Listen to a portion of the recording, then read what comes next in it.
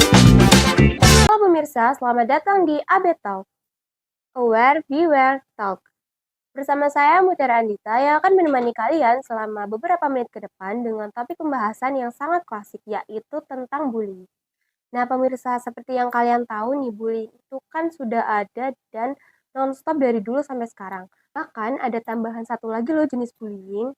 Nah bersama kita hadirkan Kak Deva sebagai bintang tamu kita kali ini. Halo Kak. Halo, Boleh kenalan dulu Kak sama pemirsa? halo semuanya, perkenalkan nama saya Deva Wirsa Mutiara. Di sini aku mau sharing ilmu tentang bullying. Oke. Nah, kira-kira gimana sih Kak pendapat Kakak tentang bullying? Pendapat saya tentang bullying itu kayak tindakan yang dilakukan sengaja yang niatnya buat menyudutkan seseorang kan, atau bisa lebih parahnya menyakiti gitu. Nah, biasanya sih dilakukan sama satu individu atau keroyokan gitu, Kak. Oh, kalau jenis-jenis bullying itu apa aja Kak? Dan contohnya bagaimana? Jenis-jenis bullying. Yang pertama ada verbal, terus yang kedua ada fisik, terus yang ketiga ada cyber. Cyber ini lagi viral sekarang, apalagi kan sekarang lagi zaman-zamannya pakai HP kan. Jadi banyak haters gitu. Itu kan ikutnya bullying. Nah, kalau untuk yang verbal itu gimana? Yang kenapa? Maaf, Yang verbal. verbal itu kayak dari ucapan. Contoh, kakak pakai pakaian yang enggak menurut kakak nyaman, tapi saya bilang, ih kok pakaiannya nggak bagus banget kayak orang gembel. Itu udah termasuk bullying, Kak. Terus kalau cyber itu biasanya kan kakak ngepost nih foto, kakak pede dengan foto yang kakak post, tapi ada nih beberapa orang yang guji, ih jelek kok main post-post aja gitu. Itu namanya Oh cyberbullying. gitu. Nah, kalau yang kedua itu maksudnya gimana Kak? Yang fisik. Iya. Yang fisik itu biasanya kayak lebih ke kontak fisik gitu. Contoh saya jambak kakak gitu, itu ikutnya fisik, Kak. Tapi jangan sampai gitu. Oh iya baik. Nah, kalau jenis bullying nih yang biasa Kakak temuin di kehidupan sehari-hari itu apa sih?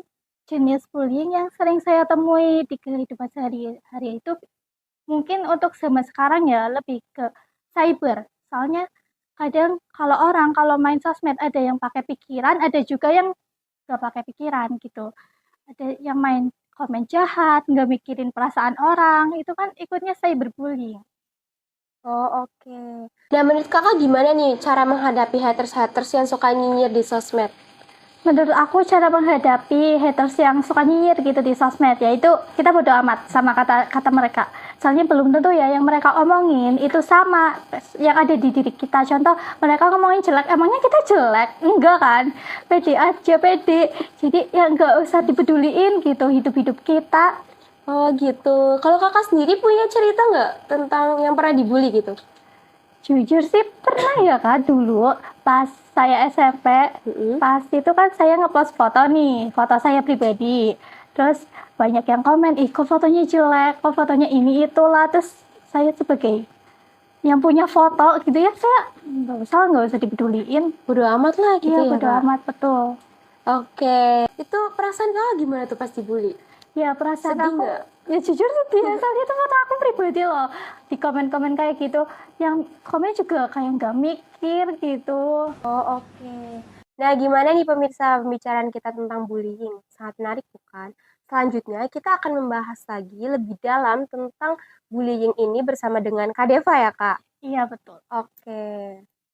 Tapi setelah jeda pariwara berikut ini ya, tetap di AB Talk.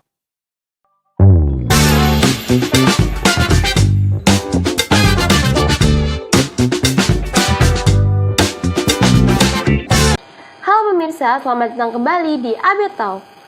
Nah, seperti tadi sudah kita sampaikan bahwa kita akan mengulas lebih dalam tentang bullying lagi bersama Kak Deva nih. Kita langsung aja yuk. Gimana nih pendapat kakak kalau misalkan ada salah satu korban bullying yang depresi sampai bunuh diri? Ya jujur sangat disayangkan banget ya kayak gitu. Mungkin kita nggak tahu dari sisi mereka itu gimana mental mereka, akhirnya mereka memilih buat akhirin hidupnya. Makanya dari itu penting banget support system, terutama bagi diri kita sendiri. Jadi kita nggak butuh support system orang lain. Kalau bisa kita sendiri, kenapa harus orang lain gitu? Oke, nah Kakak punya ini nggak tips dan saran buat teman-teman di luar sana yang dibully agar tetap bertahan gitu? Ada. Yang pertama, kita harus jadikan bullying itu sebagai penyemangat kita. Jadi kayak tunjukkan ke mereka yang udah membuli kita kalau kita itu bisa loh lebih dari mereka, bisa sukses lebih dari mereka. Terus yang kedua itu jangan mau terpancing untuk melawan. Soalnya misal kita melawan sama aja kayak kita itu sama kayak mereka, maksudnya kayak sama-sama pembuli. Oh gitu. Terus selanjutnya yang paling utama itu kita pede. Jadi kalau kita nggak pede, orang lain juga akan nganggap kita itu kayak ngeremehin gitu. Misal kita bisa ini itu tapi kitanya nggak pede, ya udah Bakal diremehin terus. bakal diremehin terus, betul. Kakak nggak mau mukul gitu? Ya nggak boleh dong, kekerasan. Nanti saya juga ikut jadi pelaku bullying. Oke.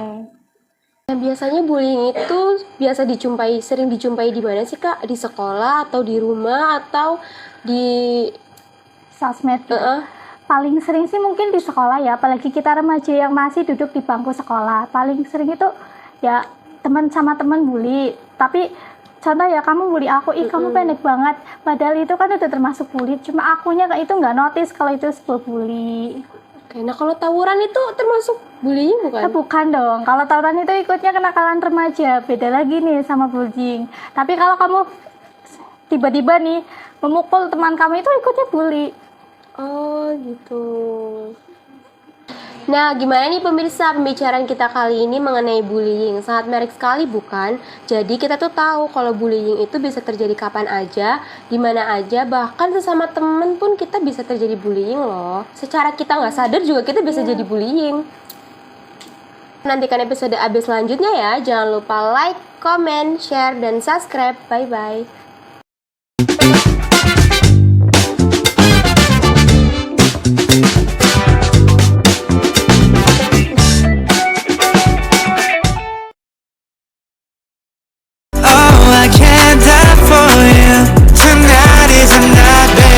Do re mi fa sol la si do mi 너처럼 내 맘 넘어가는 중